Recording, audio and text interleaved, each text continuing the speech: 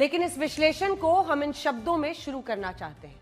ये शब्द हैं डेमोक्रेसी करेक्ट्स इटसेल्फ, यानी लोकतंत्र स्वयं अपना सुधार करता है। जब इस देश के लाखों युवा पेपर लीक के खिलाफ सड़कों पर उतरे, तब सबसे बड़ी बहस यही थी कि भारत का लोकतंत्र इस पूरी घटना में किस पक्ष को चुनेगा। यानी सवाल सिर्फ धर्मेंद्र प्रधान के इस्तीफे का नहीं रह गया था। सवाल यह था कि मौजूदा व्यवस्था में लोकतंत्र किस ओर लौटेगा। और आज जब हमने इन तस्वीरों को देखा तो हमें सबसे पहले यही शब्द याद आए कि डेमोक्रेसी करेक्ट्स इटसेल्फ। आज सिर्फ केंद्रीय शिक्षा मंत्री धर्मेंद्र प्रधान का इस्तीफा नहीं हुआ है, आज ये पता चला है कि जब इस देश के युवाओं ने आवाज उठाई तो सरकार ने उस आवाज को सुना, संस्थाओं ने उस पर प्रतिक्रिया दी, व्यवस्था ने खुद को सुधारा। और यही किसी भी लोकतंत्र की सबसे बड़ी ताकत होती है, जिसमें वो गलती होने पर खुद को सुधार सकता है। आज जब धर्मेंद्र प्रधान का इस्तीफा हुआ तो इसमें आंदोलन की गरिमा भी थी, सरकार की जिम्मेदारी थी, इसमें देश की लोकतांत्रिक व्यवस्था भी दिख रही थी। और सबसे बड़ी बात, यह इस्तीफा हमारे उन युवाओं की जीत को दिखा रहा था जो अपने भविष्य के लिए जवाबदेही मांग रहे थे। वो जवाबदेही जो गलतियों पर व्यवस्था को बदलती है और ये सुनिश्चित करती है कि इस देश के प्रत्येक युवा के साथ न्याय हो। देखिए, कंफर्म है, कंफर्म है।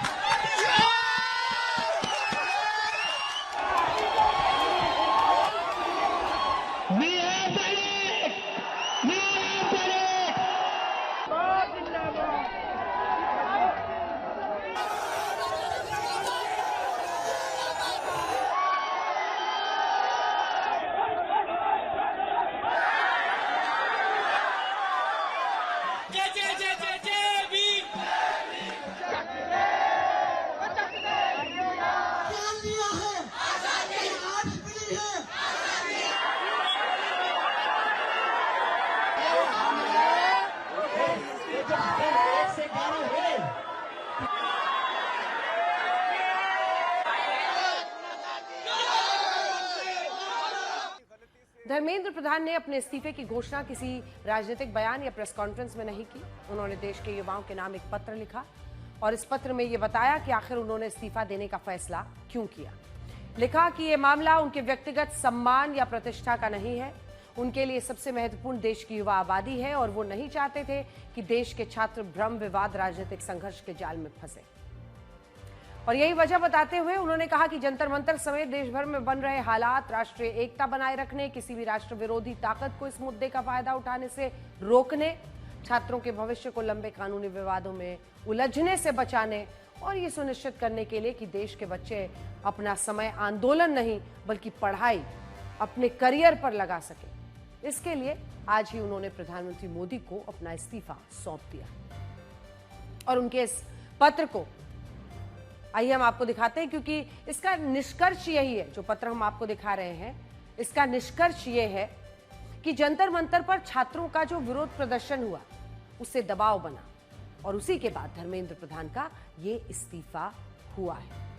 औपचारिक रूप से अभी ये स्पष्ट नहीं हुआ है कि ये इस्तीफा सरकार ने धर्मेंद्र प्रधान से मांगा था या धर्मेंद्र प्रधान ने खुद अपनी स्वेच्छा से ये इस्तीफा दिया, लेकिन सूत्र ऐसा बता रहे हैं कि खुद धर्मेंद्र प्रधान ने अपने इस्तीफे की पहल की और ये इस्तीफा उन्होंने दिया है।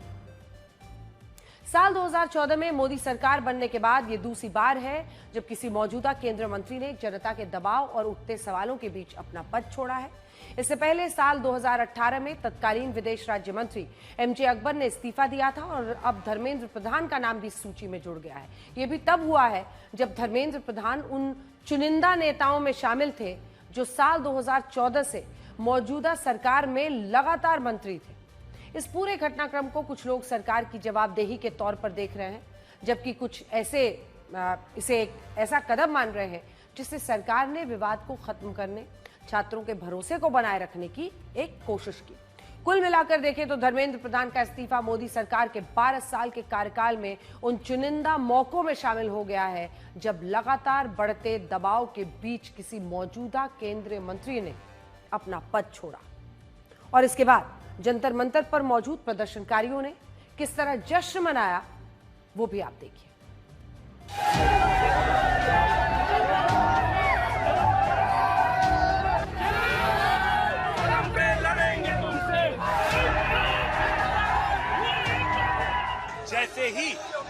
बजे के आसपास जैसे ही ये खबर यहाँ पर पहुंची, लोगों ने यकीन नहीं किया, क्योंकि आप देखिए नेट यहाँ पर स्लो है और लोगों की संख्या देखिए दूर दूर तक आपको जहाँ पर भी आपकी नजर जाएगी लोग ही लोग यहाँ पर मौजूद है। यहां से मामला और बढ़ा और कॉकरोच जनता पार्टी के संस्थापक अभिजीत दीपके ने कहा कि जब धर्मेंद्र प्रधान बार बार पेपर लीक की जिम्मेदारी ले रहे हैं, वो इस्तीफा क्यों नहीं होगा। ये इसलिए भी महत्वपूर्ण था क्योंकि जब दोबारा परीक्षा हुई तब उससे पहले नीट परीक्षा की तैयारी कर रहे कुछ छात्रों ने आत्महत्या कर ली। कल्पना कीजिए, जिन बच्चों ने सिर्फ इसलिए आत्महत्या कर ली क्योंकि इतनी मेहनत की थी, दिन रात एक करके एग्जाम दिया था, पेपर लीक की वजह से पेपर रद्द और अब फिर लग जाइए उसी तरह से पढ़ने में।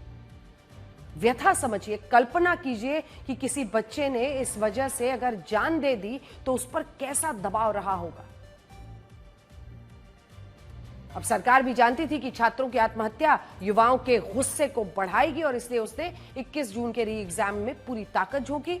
हालांकि इससे गुस्सा कम नहीं हुआ, एग्जाम तो सफलता से हो गया, रिजल्ट भी निकल गए हैं, लेकिन गुस्सा शांत नहीं हुआ। धीरे धीरे यह मामला सिर्फ पेपर लीक तक सीमित नहीं रहा, बल्कि शिक्षा व्यवस्था में भरोसा, जवाबदेही का मुद्दा बन गया कि भाई इतने बच्चों की जान गई है तो जवाबदेह कौन।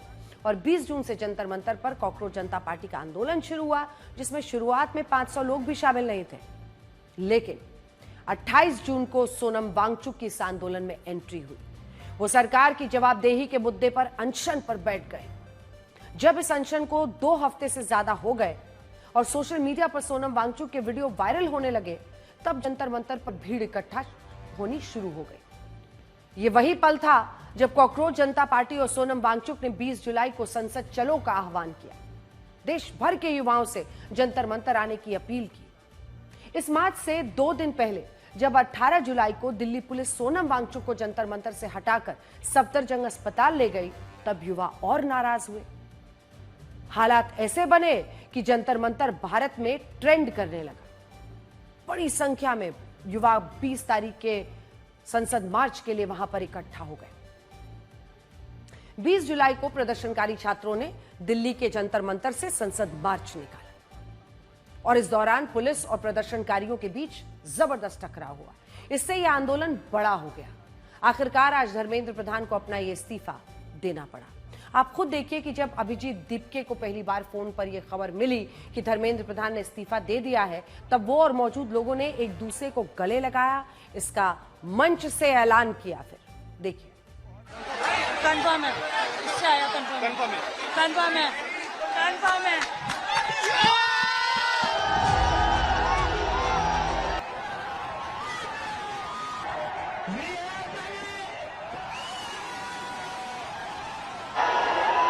This is for them. ये उन सभी बच्चों के लिए जिनकी जिंदगी धर्मेंद्र प्रधान ने लिए थी। प्रदीप मेघवाल, ऋतिक मिश्रा, सिद्धार्थ हेगड़े, भाग्यश्री, अंशिका पांडे, उमेश माली, रेणु मीना, रिया कुमारी थापा, शिवानी यादव, अनु गिर्रा, काहन पटेल, आकांक्षा चतुर्वेदी, रीमा बेगम, मैथिली अशोक सोनवणे, अवंतिका मौर्य, जतिन कुमार, गोपिका, शेख सना, वेत्रियानंदम, ये वो बच्चे हैं जिनको आज न्याय मिला है। मैं चाहता हूं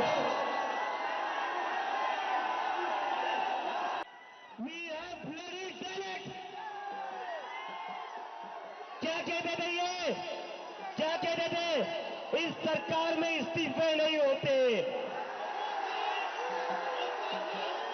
क्या कहते थे, इस सरकार में इस्तीफे नहीं होते। हम कहना चाहते, झुकती है दुनिया, झुकाने वाला चाहिए।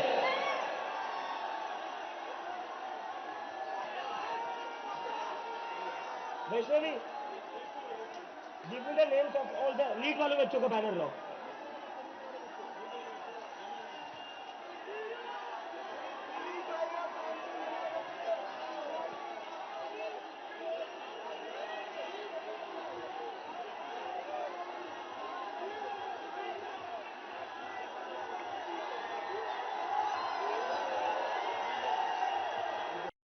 मौजूदा सरकार में शिक्षा मंत्री की कुर्सी कभी आसान नहीं रही। 2014 से अब तक 4 नेता इस मंत्रालय की जिम्मेदारी संभाल चुके हैं, लेकिन कोई भी एक बार में पूरा 5 साल का कार्यकाल शिक्षा मंत्री के रूप में पूरा नहीं कर पाया। सबसे पहले स्मृति ईरानी मई 2014 में शिक्षा मंत्री बनी। करीब 2 साल बाद जुलाई 2016 के कैबिनेट विस्तार में उन्हें इस मंत्रालय से हटाकर कपड़ा मंत्रालय की जिम्मेदारी दे दी गई। उनकी जगह प्रकाश जावड़ेकर ने शिक्षा मंत्रालय संभाला।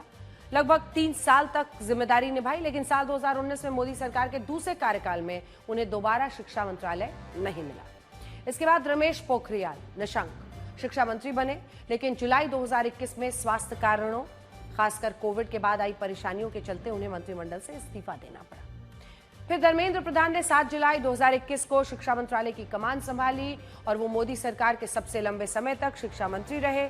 1845 दिन तक शिक्षा मंत्रालय की जिम्मेदारी संभाली। लेकिन नीट पेपर लीक, छात्रों के आंदोलन और बढ़ते राजनीतिक दबाव के बीच आज उन्होंने भी इस्तीफा दे दिया।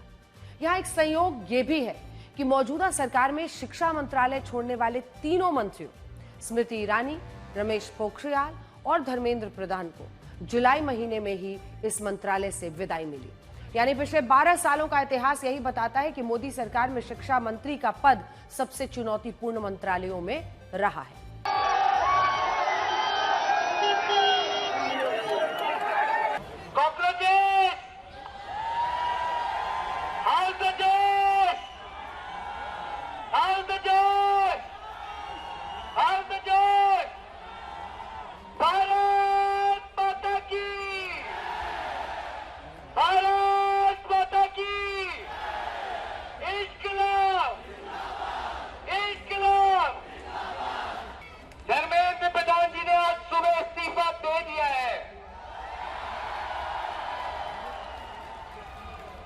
अभी सरकार से मिलकर आ रहे हैं, अपनी बात रखकर आ रहे हैं और सरकार ने हमारी बाकी दोनों मांगे भी मान ली है।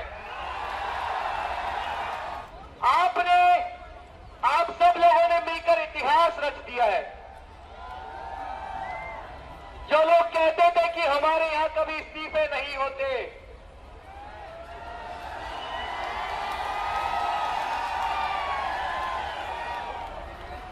इस्तीफा तो आज आप लोगों ने ले ही लिया है। हमारी सभी मांगों को मान लिया गया है, इसलिए जंतर मंतर का प्रदर्शन हम यहीं समाप्त कर रहे हैं। लेकिन जो वादा है आप लोगों से, बहुत जल्द फिर मुलाकात होगी। तो सभी लोग शांतिपूर्वक अपने घर लौटे, आराम करें, खुशी मनाएं और जरूर से उन परिवारों को याद करें जिन्होंने नीट का पेपर लीक होने के बाद अपने बच्चों को खोया।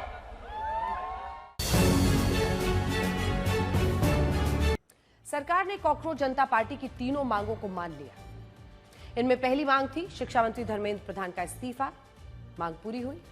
सीजेपी की दूसरी बड़ी मांग थी आंदोलन में शामिल छात्रों के खिलाफ दर्ज सभी मुकदमे वापस हों, माना गया, सरकार ने सहमति जताई।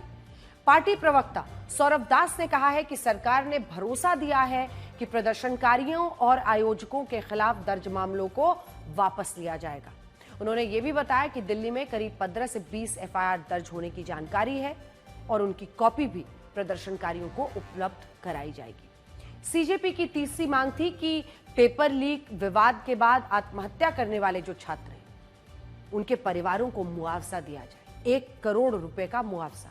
सरकार ने इस मांग पर भी सकारात्मक रुख दिखाया है, यानी सारी मांगे सरकार ने बिना शर्त स्वीकार कर ली और इसके बाद दिल्ली पुलिस ने जंतर मंतर पर बैठे सभी प्रदर्शनकारियों से जंतर मंतर खाली करने के लिए कहा है। और जंतर मंतर के आसपास बंद किए गए जो 18 मेट्रो स्टेशन थे, उन मेट्रो स्टेशन के एंट्री गेट भी खोल दिए गए। आप हमारी ये रिपोर्ट देखिए। सीजेपी के प्रोटेस्ट के चलते पिछले 3 दिनों से लगातार बंद पड़े दिल्ली मेट्रो के गेट को जो है वो फिलहाल खोला गया है। 3 मेट्रो स्टेशन है जिसमें राजीव चौक, सेंट्रल सेक्रेटेरिएट और मंडी हाउस के गेट्स को जो है वो खोल दिया गया। ये तस्वीरें राजीव चौक मेट्रो स्टेशन की है, जहां पर तमाम जो स्टूडेंट्स पिछले कई दिनों से जंतर मंतर पर जुटे हुए थे, मेट्रो स्टेशन बंद होने के चलते उनको परेशानी का सामना करना पड़ता था, लेकिन अब फिलहाल ये गेट जो है वो खोले गए हैं। यूनियन मिनिस्टर धर्मेंद्र प्रधान के इस्तीफे के बाद तमाम जो सुबह से ही जितने प्रदर्शनकारी कनॉट प्लेस, जंतर मंतर और हजारों की भीड़ आज सुबह से ही जो है वो जंतर मंतर पर देखने को मिल रही थी। जैसे ही रेजिग्नेशन आया उसके बाद से ही लोगों में एक जश्न का माहौल जो है वो देखने को मिल रहा था। उसके बाद से अब धीरे धीरे तमाम जो स्टूडेंट्स दिल्ली और अलग अलग इलाकों से जो है वो आए थे, वो फिलहाल अब धीरे धीरे मेट्रो के जरिए जो है वो वापस जाते हुए नजर आ रहे हैं। जंतर मंतर से कुछ दिन पहले तक सरकार के खिलाफ नारे गूंज रहे थे, आज वही तस्वीर बदल गई। वही मंच, वही भीड़, लेकिन माहौल बिल्कुल अलग। जहां कल तक प्रदर्शन था, आज वहां जश्न था। जहां मांग थी इस्तीफे की, वहां धन्यवाद और जीत के नारे थे। प्रदर्शनकारी जंतर मंतर पर तैनात पुलिसकर्मियों का भी मुंह मीठा कर रहे थे। यानी नीट पेपर लीक से शुरू हुई ये लड़ाई आज एक बड़े राजनीतिक घटनाक्रम में बदल गई और धर्मेंद्र प्रधान के इस्तीफे के साथ ही विपक्ष ने इसे सरकार की जवाबदेही बताया। प्रदर्शनकारियों ने इसे अपने आंदोलन की सफलता कहा। देखिए।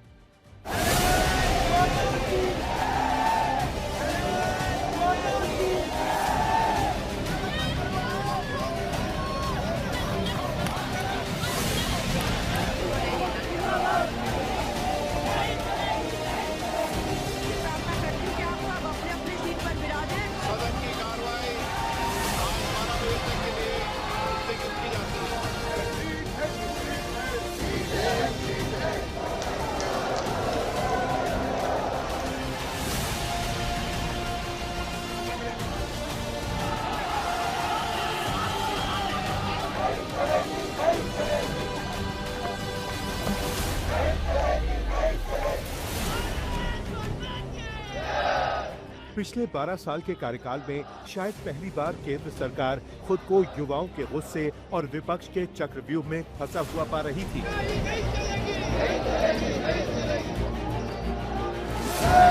सदन की कार्रवाई आज 12 बजे तक के लिए स्थगित की जाती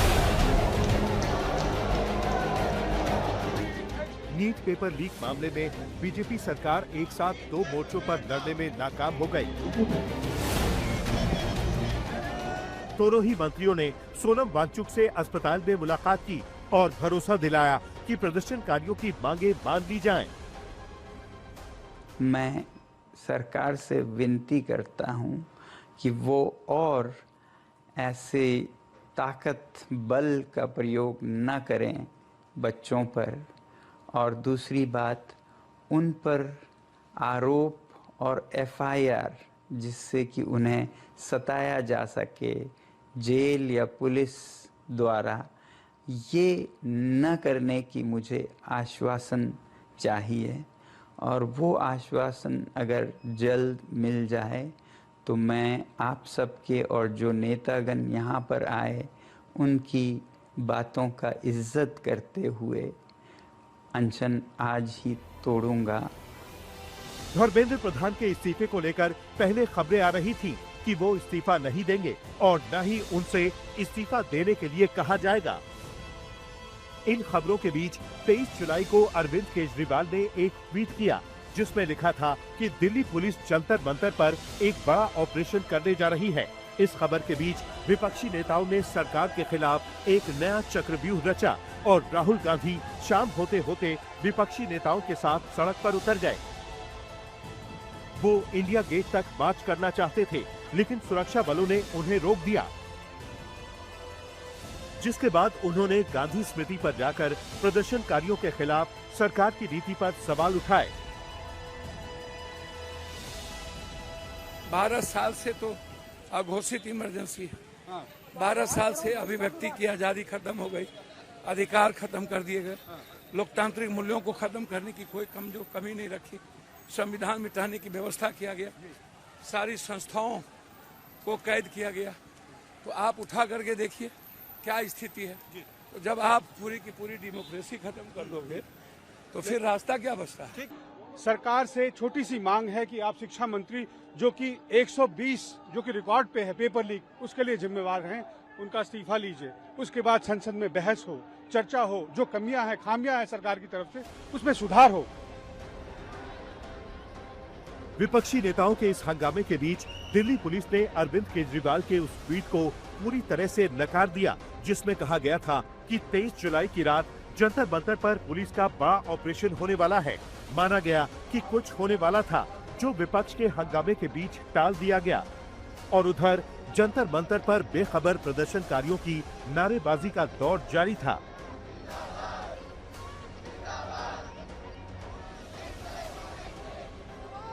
हालांकि इस दौरान खबर आई कि जेपी नड्डा और जितेंद्र सिंह की अपील पर सोनम वांगचुक ने अपना अनशन खत्म कर दिया है क्योंकि सरकार ने उनकी मांगे मानने का आश्वासन दिया है।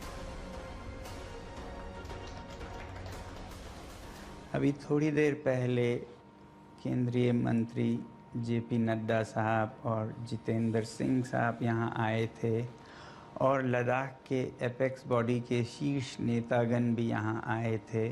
और उससे पहले आप लोगों को मालूम है विभिन्न राजनीतिक दलों के लगभग 65 सांसदों ने आकर और हस्ताक्षर देकर हमसे अनशन तोड़ने के लिए कहा और वो संसद में इस मुद्दे पर नीट पेपर्स और परीक्षाओं की प्रणाली पर चर्चा करेंगे, ये आश्वासन दिया। और फिर देर रात प्रधानमंत्री नरेंद्र मोदी का एक सेल्फी वीडियो सामने आया जिसमें उन्होंने देश के युवाओं को संबोधित करते हुए पेपर लीक पर सख्त कानून लाने की बात कही। फास्ट ट्रैक कोर्ट और कठोर सजा के प्रावधान के साथ का ये मुसद्दा कल कैबिनेट में चर्चा होगी। कैबिनेट के साथियों के सुझाव के बाद उसका अंतिम रूप दिया जाएगा।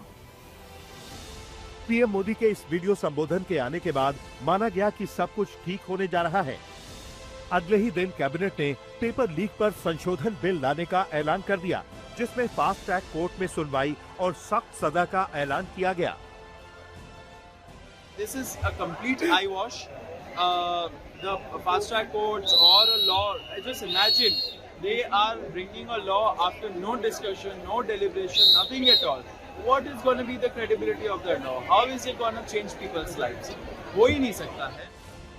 इसके बाद जेपी नड्डा और जितेंद्र सिंह ने सीजेपी के नेताओं के साथ दूसरे राउंड की बातचीत शुरू की जिससे ये पता चला कि शिक्षा मंत्री के इस्तीफे के अलावा बाकी मांगों पर सरकार राजी है। लेकिन जंतर मंतर पर बैठे प्रदर्शनकारी धर्मेंद्र प्रधान के इस्तीफे पर अड़े रहे।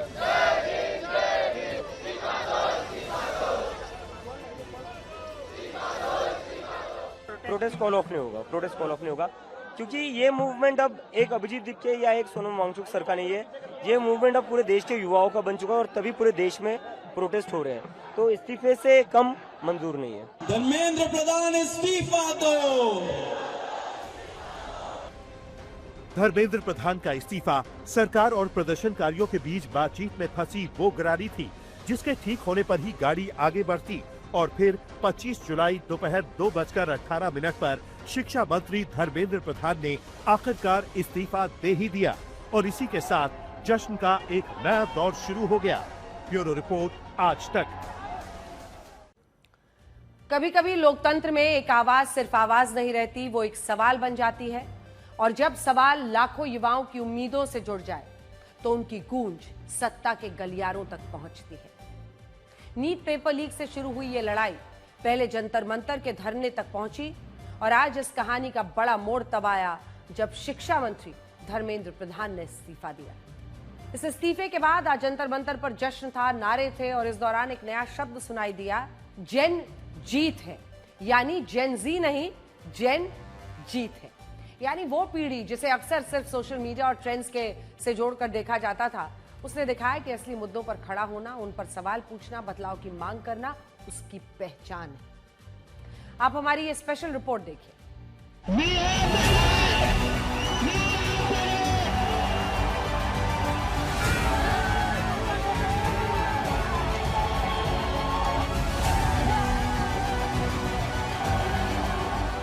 जंतर मंतर पर कल रात तक किसी को नहीं पता था कि ये प्रदर्शन 25 जुलाई की शाम तक खत्म हो जाएगा।